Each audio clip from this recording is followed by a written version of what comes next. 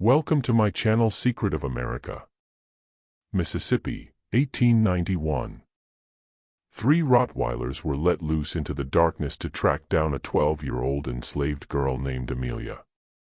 The dogs were killers, trained. They never failed. The plantation owner figured they'd be back in an hour, maybe two, dragging whatever was left of the child. But 8 hours passed. Then the dogs returned. What they brought back with them made even the cruelest men on that plantation step backward in shock. What happened in those 8 hours would uncover a secret so devastating it would rock the foundation of everything they thought they knew. And it started with a girl who wasn't supposed to exist. Amelia was born in 1879. That was 14 years after slavery ended in America. But on the Thornhill plantation in rural Mississippi, nobody told the enslaved people that freedom had come. The plantation sat deep in the backwoods, miles from any town, hidden behind thick forests and swampland. The nearest sheriff was paid to ignore it. Mail never arrived. Visitors never came. The 43 people who lived and died on that land believed they were still property. They believed escape meant death. They believed because that's what they were told every single day. Amelia's mother died giving birth to her. Her father was sold away before she could walk. She was raised by an elderly woman named Ruth, who whispered stories of a world beyond the trees. Ruth told her about a war that was supposed to have freed them all. But Ruth also told her never to speak those words out loud because Thomas Thornhill, the plantation owner, had killed people for less. Amelia worked in the main house. She scrubbed floors. She carried water. She served meals while being told she was lucky to eat scraps. She learned to make herself invisible. But inside, something burned. A question Ruth had planted years ago. If we're free, why are we still here? On the night of October 14, 1891, Amelia made a choice that would change everything. She ran. Amelia slipped out just after midnight. She took nothing. No food, no blanket, no shoes. She wore the thin cotton dress she worked in and nothing else. The moon was barely a sliver. The darkness was so thick she couldn't see her own hands in front of her face. But she ran anyway. She ran because staying meant dying slowly and running meant maybe dying fast. But at least it meant choosing. She headed east. Ruth had told her once that east led to the river, and the river led to towns where black people lived free. Ruth said it was 2 days on foot if you knew the way. Amelia didn't know the way, but she ran. Behind her, back at the plantation, one of the women woke to use the outhouse. She noticed Amelia's pallet was empty. She checked the main house. She checked the kitchen. Then she did what fear made her do. She woke the overseer. His name was Cyrus Gone. He was a man who smiled when he heard people. He had been overseeing Thornhill's plantation for 9 years. He had caught runaways before. He enjoyed it. Cyrus walked slowly to the dog pen. 3 Rottweilers stood behind the iron gate. Their names were Brutus, Caesar, and Nero. They weighed over 100 pounds each. They had been trained since they were puppies to track and attack. Cyrus fed them raw meat and kept them hungry. He brought them Amelia's blanket from her pallet. The dogs sniffed it. Their eyes locked onto the scent. Cyrus opened the gate. "Find her," he said. The dogs bolted into the night. Amelia heard them. She was maybe a mile into the woods when the barking started.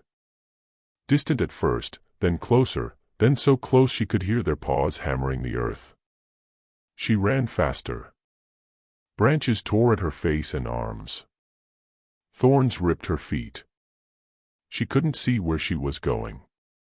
She tripped over roots and rocks and kept getting up. The barking got louder. She came to a creek. The water was cold and fast. Ruth had told her water could hide your scent. Amelia jumped in. The current pulled her downstream. She grabbed onto a rock and held on. The water soaked her dress and made it heavy.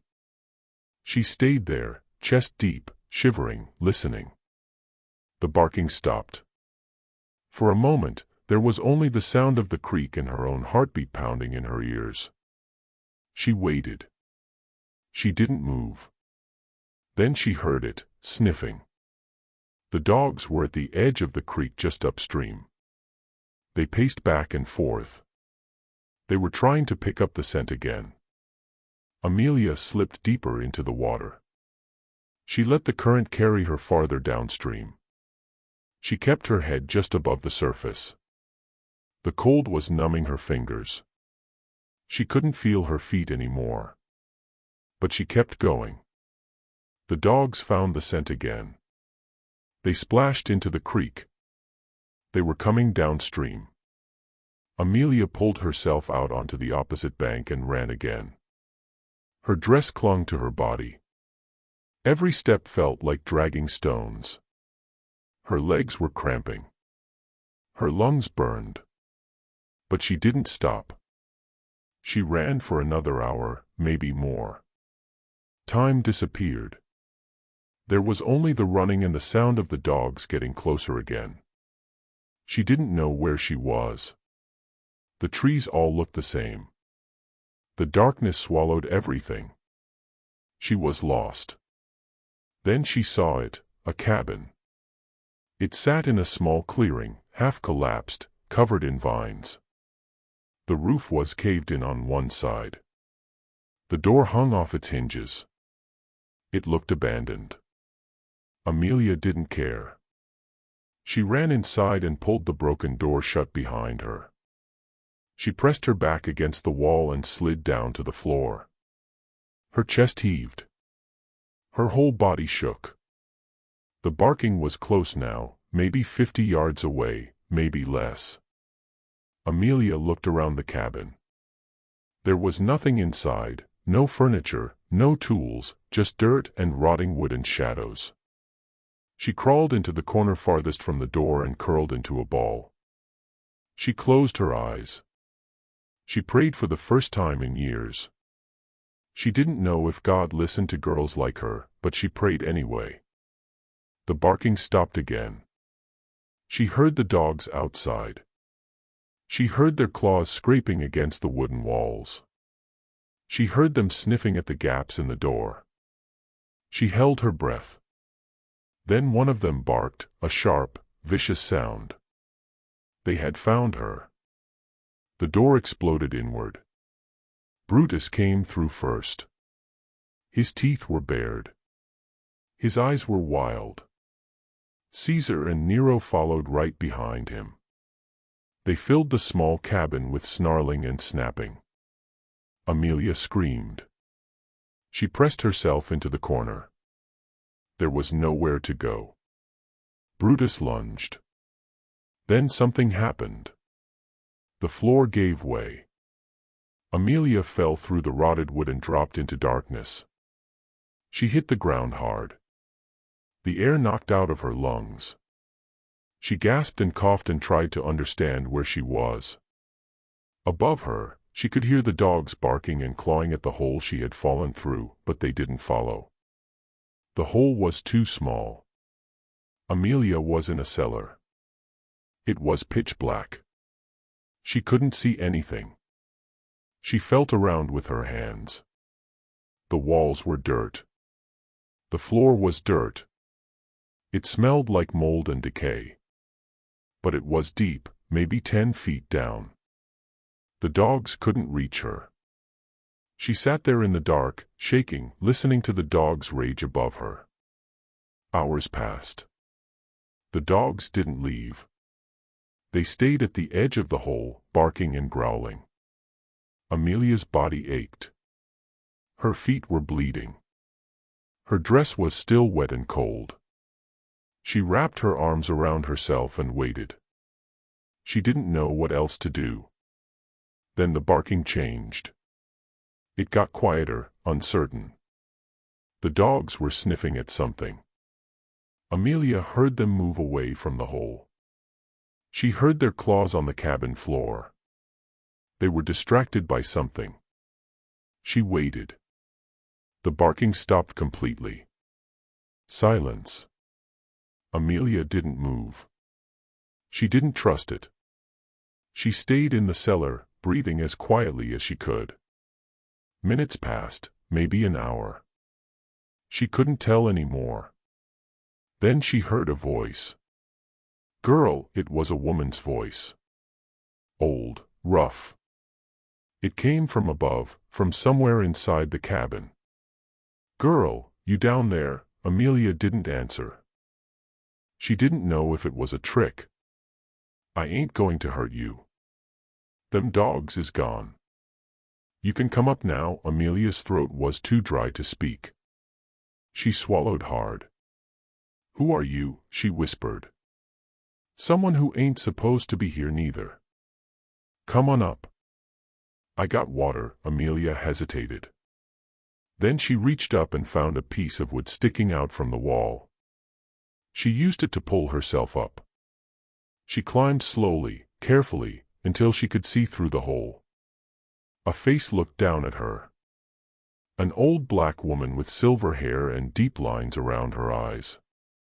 She reached down and helped pull Amelia out of the cellar. Amelia stood on shaking legs. She looked around the cabin. The dogs were gone. The woman stood in front of her holding a tin cup. Drink, the woman said. Amelia took the cup and drank.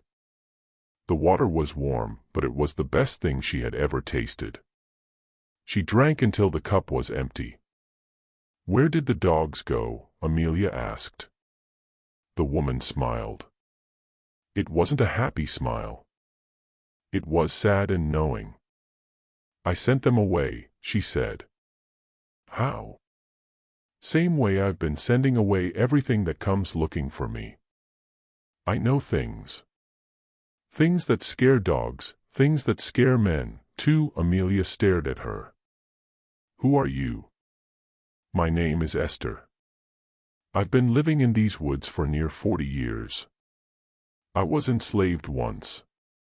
A long time ago. I ran. They sent dogs after me, too. But I learned how to survive. I learned how to hide. And I learned how to fight back in ways they don't understand. Amelia's legs gave out. She sat down hard on the floor. Are they coming back? She asked. The dogs. No, I put something in the air they don't like. Old root magic. My grandmother taught me. But the men, they're going to come eventually. They always do. What do I do? Esther knelt down in front of her. She put a hand on Amelia's shoulder. You rest, then you keep running. But this time, you run smart. I'll show you the way. Amelia slept for 2 hours on the dirt floor of that broken cabin. When she woke, dawn was breaking through the cracks in the walls. Esther sat near the door, watching the tree lean. She had a knife in her hand. It was old and rusted, but sharp. They'll come soon, Esther said without turning around. The dogs went back. The men will want to know why they came back without you. Amelia sat up. Her body screamed with pain. Every muscle was tight. Her feet were swollen and crusted with dried blood. She looked down at them and felt tears coming. She pushed them back down. How far is the river? Amelia asked. 2 days if you move fast. 3 if you don't. But you ain't going to the river. Amelia looked at her. Why not? Because they know that's where runaways go. They'll have men waiting there. You go to the river, you get caught. Or worse. Then where do I go? Esther finally turned to look at her. Her eyes were hard, but not unkind. North. There's a settlement about 4 days from here. Free black folks. They don't ask questions. They don't turn people away. But the path is rough.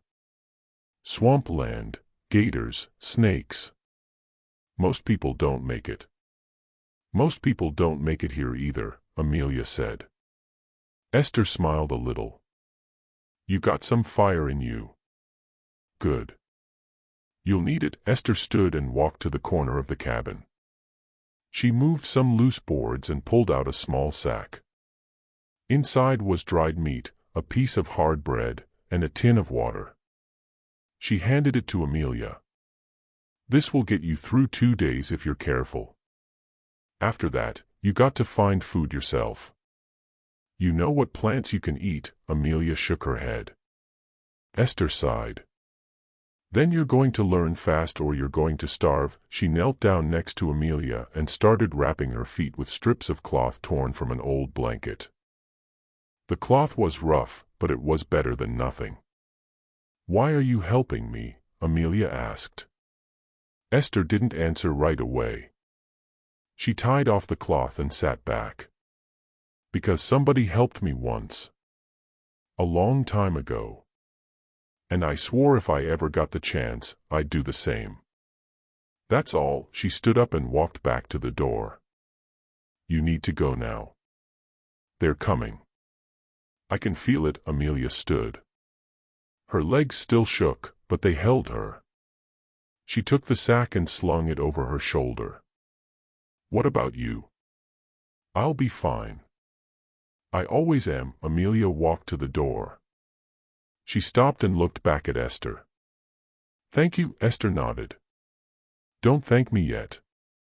Thank me when you make it. Amelia stepped out of the cabin and into the woods. The morning air was cool. Birds were starting to sing. For a moment, it almost felt peaceful. Then she heard it, voices. Men's voices. They were far away, but getting closer. She ran. Esther watched her disappear into the trees. Then she turned and walked back into the cabin. She sat down in the center of the room and waited. She had done this before. She knew what was coming. 15 minutes later, Cyrus Gunn arrived with 5 other men. They had guns and torches even though it was daylight. They surrounded the cabin. Cyrus kicked the door open and stepped inside. He saw Esther sitting there, calm as anything. Where is she? He demanded. Where's who? Esther asked. Cyrus raised his rifle and pointed it at her face. The girl. The dogs tracked her here. Where is she? Esther looked at him like he was a child throwing a tantrum. Ain't no girl here, just me. And I've been here alone for years. Your dogs must have lost the scent. Cyrus looked around the cabin. He saw the hole in the floor. He walked over and looked down into the cellar. It was empty. He turned back to Esther. You're lying. Believe what you want. Don't make it true. One of the other men stepped forward. Cyrus, we're wasting time. The girl's long gone. Let's go. Cyrus stared at Esther for a long moment. Then he lowered his rifle. If I find out you helped her, I'll come back and I won't be kind. Esther said nothing. Cyrus and his men left. Esther listened to their footsteps fade into the distance. Then she stood up, grabbed her knife, and walked out the back of the cabin. She had her own running to do now. Amelia moved through the woods as fast as her broken feet would let her. The cloth wrappings helped, but every step still hurt. She followed the direction Esther had pointed her toward, north, toward the swamp, toward something that might be freedom or might be death. She didn't let herself think about it too much. By midday, the trees started to change. They grew thicker, darker. The ground became soft and wet. She could smell the swamp before she saw it. It smelled like rot and standing water and things that had died a long time ago. She stopped at the edge of the swamp and stared. It stretched out in front of her like a black mirror. Trees rose out of the water, their roots twisted and gnarled. Moss hung from the branches like old curtains. The water was still, too still. She knew what that meant. Gators. She had two choices, go through the swamp or go around it. Going around would take days. Days she didn't have. So she stepped into the water. It was warm. It came up to her knees. Then her waist. Then her chest. The bottom was soft mud that sucked at her feet with every step. She kept her arms above the water and moved slowly. She didn't want to make noise. She didn't want to attract attention. Something brushed against her leg.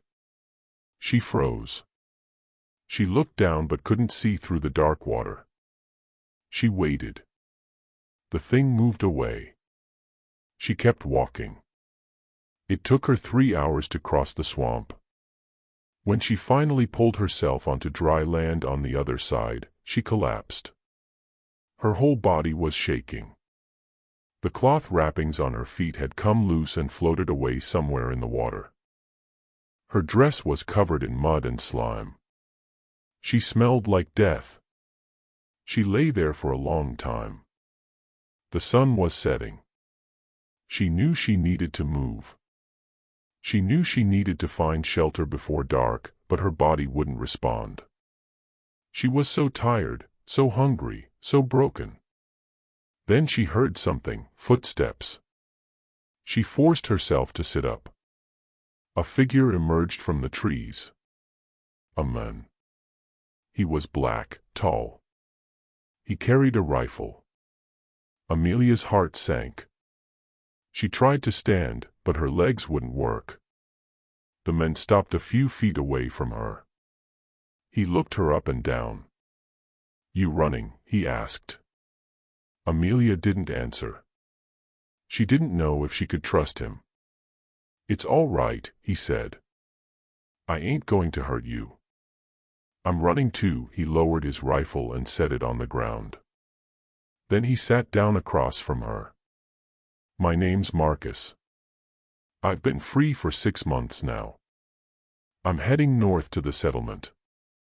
"You headed that way, too?" Amelia nodded slowly. "How far?" she asked. 3 more days if we move steady. Less if we push hard. But you look like you ain't got much push left in you." "I'll make it," Amelia said. Marcus studied her face. Then he reached into his pack and pulled out a piece of dried fish. He handed it to her. "Eat. You ain't going to make it anywhere on an empty stomach." Amelia took the fish and ate. It was salty and tough, but it was food. She ate slowly, savoring every bite. "Where'd you come from?" Marcus asked. "Thornhill Plantation." Marcus's face changed. He looked surprised, then angry. "Thornhill? That place is supposed to be abandoned. Everybody knows the war freed the slaves 30 years ago." "Not there," Amelia said. "Nobody told us. Nobody came. We didn't know." Marcus stared at her. "How many people still there?" 43, maybe less now. People die. They don't get replaced." Marcus stood up. He paced back and forth. He looked like he wanted to break something. "That son of a..." He stopped himself. He took a deep breath. "We got to tell somebody. When we get to the settlement, we got to tell somebody." "They won't believe us," Amelia said. "Nobody ever believes us." "They will, because I'll make them." Amelia looked at him. She wanted to believe him. She wanted to believe that someone would care. But she had learned a long time ago that wanting something didn't make it true. Marcus sat back down. "We'll rest here tonight. Move at first light. I'll keep watch. You sleep. I can't sleep, Amelia said. Every time I close my eyes, I hear the dogs. The dogs are gone.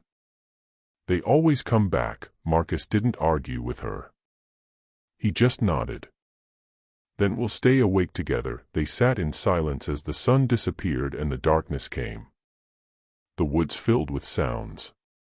Crickets, frogs, owls, things rustling in the bushes. Amelia jumped at every noise. Marcus stayed calm. He had been doing this longer than her. He knew which sounds mattered and which didn't. Around midnight, Marcus spoke. You got family back there? No, they're all gone. Dead or sold, I don't know which.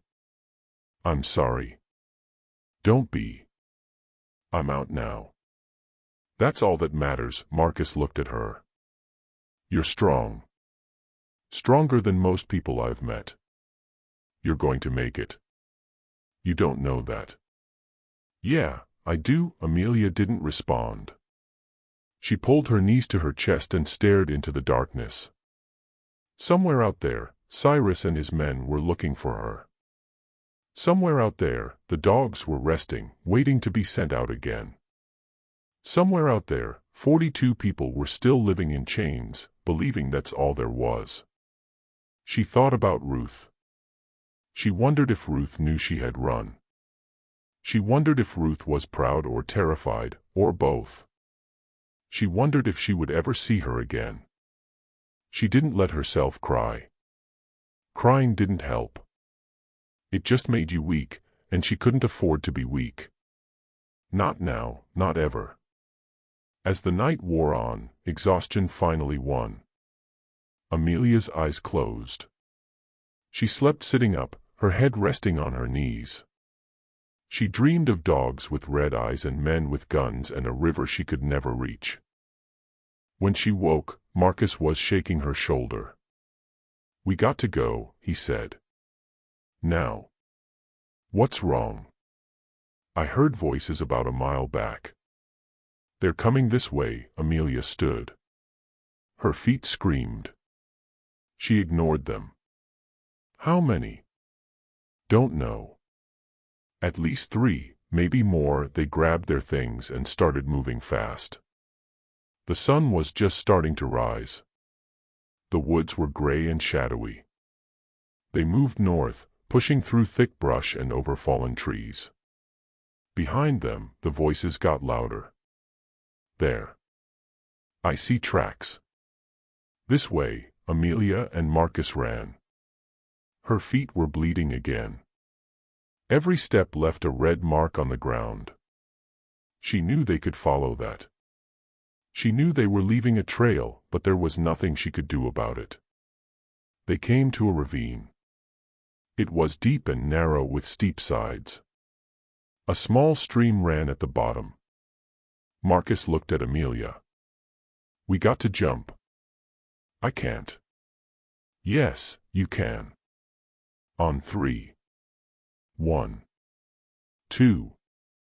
3. They jumped. Amelia hit the ground hard and rolled. Pain shot through her ankle. She bit down on her tongue to keep from screaming. Marcus landed next to her and immediately pulled her to her feet. Keep moving. They stumbled along the bottom of the ravine, splashing through the stream. The water was cold. It felt good on Amelia's burning feet. They moved as fast as they could, but Amelia was slowing down. Her ankle was swelling. She was limping badly. Behind them, they heard the men reach the edge of the ravine. They went down there. Go around. Cut them off, Marcus cursed under his breath. He looked at Amelia. Can you climb? She looked at the steep walls of the ravine. I don't know. Try. They found a spot where the wall was slightly less steep. Marcus climbed up first, then reached down to pull Amelia up. She grabbed his hand and tried to climb. Her feet slipped on the wet rocks. She fell back down. She tried again. This time she made it halfway up before her ankle gave out. She fell again. The voices were getting closer. "I can't," Amelia said. "Go without me. Tell them about Thornhill. Tell them what's happening. Make them listen." Marcus climbed back down into the ravine. He grabbed Amelia by the shoulders. "I ain't leaving you. We both make it or neither of us does. Now get up." Amelia looked into his eyes. She saw something there she hadn't seen in a long time. Determination. Hope. Belief. She got up. Marcus helped her climb. It was slow, painful, but they made it to the top. They pulled themselves over the edge and kept running. The voices behind them were close now, so close she could hear individual words. "I see them. Don't let them get away." A gunshot rang out. The bullet hit a tree next to Amelia's head. Bark exploded. She ducked and kept running. Another shot. This one went wide. They were firing blind, shooting at movement through the trees. Then they broke through the tree line. In front of them was a clearing. And in the clearing were houses, real houses with smoke coming from chimneys. People were outside working in gardens, hanging laundry. They stopped what they were doing and stared. Amelia and Marcus stumbled into the clearing. Behind them, the men burst through the trees, 3 of them. They saw the settlement and stopped. One of them raised his rifle. "Those 2 are runaways. They're our property." An old man stepped forward from the crowd. He was black, with white hair and a beard. He walked with a cane, but his voice was strong. "Ain't no property here, just free people. And you're trespassing. We got a right to our, you got a right to leave right now before I get my rifle." More people stepped forward. Men and women. Some held tools. Some held guns. They formed a line between the 3 men and Amelia and Marcus. The 3 men looked at each other. They were outnumbered. They knew it. "This ain't over," one of them said. "Yes, it is," the old man replied. The 3 men backed away slowly. Then they turned and disappeared into the woods. Amelia's legs finally gave out completely. She fell to the ground. Marcus knelt beside her. The old man walked over and looked down at them. "Where y'all come from?" "Thornhill Plantation," Marcus said. "And there's 40 more people still there who need help." The old man's face went hard. "Thornhill? That place is supposed to be gone." "It ain't. And they're keeping people enslaved, pretending the war never happened. Pretending freedom never came," the crowd murmured. The old man looked at Amelia. "That true, girl?" Amelia nodded. She couldn't speak. She was too exhausted, too broken. The old man turned to the crowd. "Get the sheriff. Get the federal marshal. We're ending this today." 2 days later, Amelia sat on the porch of a small house in the settlement. Her feet were bandaged properly now. A woman named Clara had washed her wounds with soap and warm water, applied salve, and wrapped them in clean white cloth. Clara had also given her a new dress, blue cotton with small yellow flowers. It was the first new thing Amelia had ever owned. She watched the road. She had been watching it since dawn. Marcus sat next to her. He was watching, too. "They'll come," he said. The marshal gave his word. "Words don't mean much," Amelia replied. "These ones do. I made sure of it." The old man who had saved them was named Samuel. He had been born enslaved in Alabama. He escaped when he was 16 and made it north. After the war ended, he came back south and helped build this settlement. He called it New Hope. 40 families lived here now. They farmed, they built, they lived free. Samuel had sent word to the federal marshal in Jackson. He told him about Thornhill Plantation, about the people still enslaved there, about the laws being broken. The marshal had promised to investigate, but promises were easy. Action was hard. Amelia didn't let herself believe anything would change. She had learned not to hope too much. Hope hurt worse than anything when it got taken away. But then she saw them, a group of men on horses coming down the road. At least 20 of them. The federal marshal rode in front. He wore a dark suit and a badge on his chest. Behind him were deputies and soldiers. They carried rifles and official papers. Samuel walked out to meet them. Amelia and Marcus followed. "You Samuel?" the marshal asked. "I am. I'm Marshal Clayton. Got your message. I'm here to investigate these claims about Thornhill Plantation." "Ain't claims," Samuel said. "It's truth. And I got 2 witnesses right here who can prove it." Marshal Clayton looked at Amelia and Marcus. His eyes lingered on Amelia. She was just a child, thin, scarred, her eyes older than they should be. "You're from Thornhill?" he asked her. "Yes, sir." "And you say people are still being held there as slaves?" "Yes, sir. 42 of them. Maybe 41 now if they punished anyone for me running." The marshal's jaw tightened. He turned to his men. "Mount up. We ride now." "I'm coming with you," Marcus said. "Me too," Amelia added. The marshal looked at her. "Girl, you don't need to." "Yes, I do. Those people are my family. They need to see that somebody came back. They need to see that somebody cared." The marshal studied her for a moment. Then he nodded. "All right.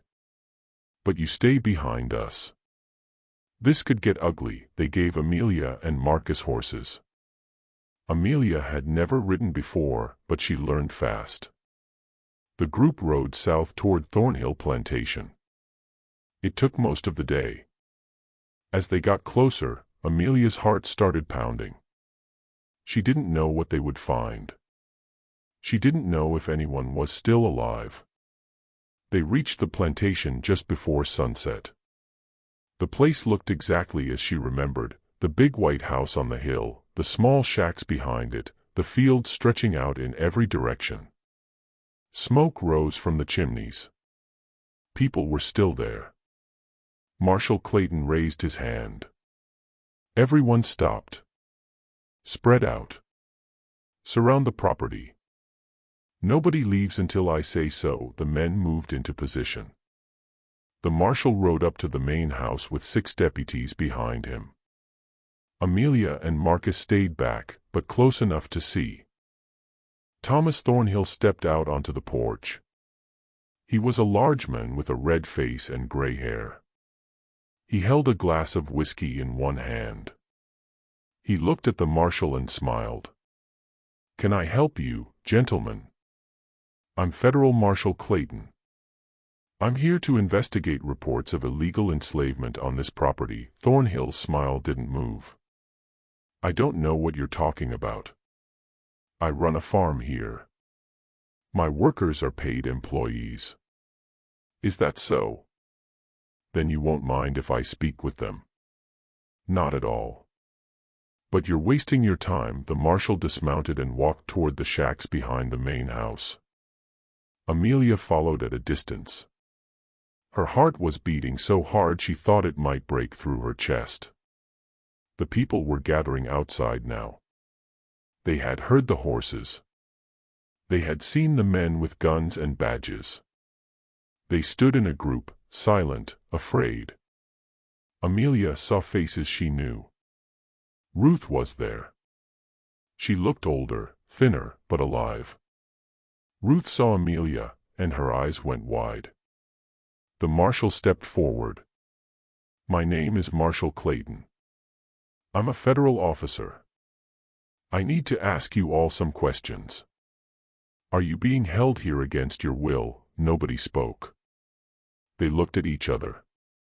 They looked at Thornhill standing on his porch.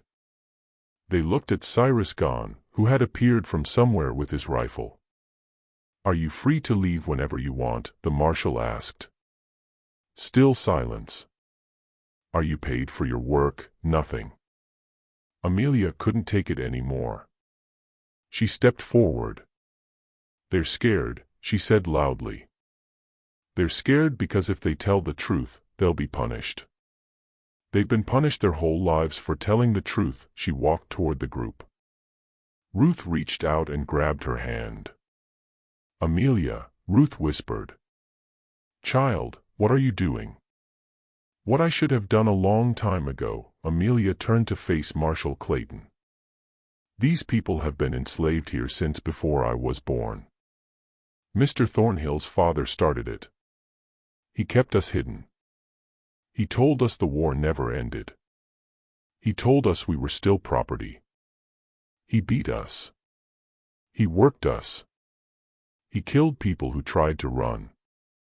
I'm only 12 years old, and I've seen 6 people murdered here. 6 people buried in unmarked graves in those woods. The marshal's face went pale. That's a lie, Thornhill shouted from the porch. That girl is a liar and a thief. She ran away, and now she's trying to cause trouble. If it's a lie, Amelia said, then why did you send dogs to kill me? Why did Cyrus Gahn hunt me like an animal? Why do these people have scars on their backs from whips? She turned to Ruth. Show him. Ruth hesitated. Then slowly she turned around and lifted the back of her shirt. Her back was covered in thick raised scars, old ones and new ones. Years of beatings carved into her skin. One by one, others turned and showed their backs. Men, women, even children. All marked, all broken. Marshal Clayton's hands balled into fists. Mr. Thornhill, he said quietly. You're under arrest. For what? These people work for me. For illegal enslavement, for kidnapping, for murder, and for violating the 13th Amendment of the United States Constitution.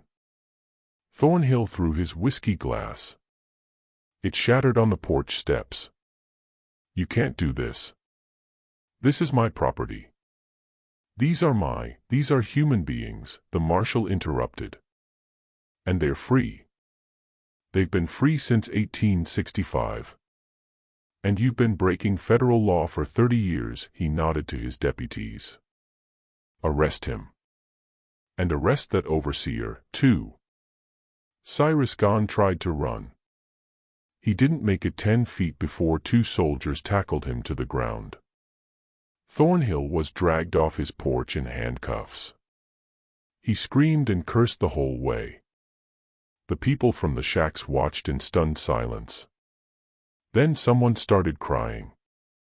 Then someone else, then everyone. They weren't sad tears. They were something else, relief, disbelief, fear, joy, all mixed together. Ruth pulled Amelia into her arms and held her tight. You came back, Ruth whispered. You came back for us. I promised myself I would, Amelia said. If I made it, if I survived, I'd come back. The marshal approached them. Miss, I'm going to need statements from everyone here. It's going to take time, but I promise you, justice will be served. These men will face trial, and all of you will be compensated for what was done to you. We don't want money, Ruth said. We want to be left alone to live our lives. You'll get that, too. I give you my word. Over the next 3 days, the marshal and his men documented everything. They took statements. They found the graves in the woods. They collected evidence. They arrested 3 more men who had helped Thornhill maintain his illegal operation. The people of Thornhill Plantation were given 2 choices. They could stay and work the land as free people with ownership rights, or they could leave and go wherever they wanted. Most chose to stay. It was the only home they had ever known. But now it would be theirs. Samuel helped them set up a council to govern themselves. He helped them file the legal paperwork to claim ownership of the land. He helped them understand what freedom actually meant. Amelia chose to stay, too. Not at Thornhill. She couldn't live there anymore. Too many ghosts. Too many memories. But she stayed at New Hope. Clara and her husband took her in. They treated her like a daughter. Marcus stayed, too. He and Amelia became close friends. He taught her to read. She learned fast. Within 6 months, she could read better than most adults. She read everything she could find: books, newspapers, legal documents. She wanted to understand the world. She wanted to make sure no one could ever lie to her again. Thomas Thornhill's trial took place 8 months later. Amelia testified. So did Ruth. So did 12 other people from the plantation. The jury deliberated for less than 2 hours. Guilty on all counts. Thornhill was sentenced to 20 years in prison. He died there after 18 months. Heart attack. Cyrus Gahn got 15 years. He served 12 before being released. He disappeared after that. Nobody knew where he went. Nobody cared. The 3 Rottweilers were never found.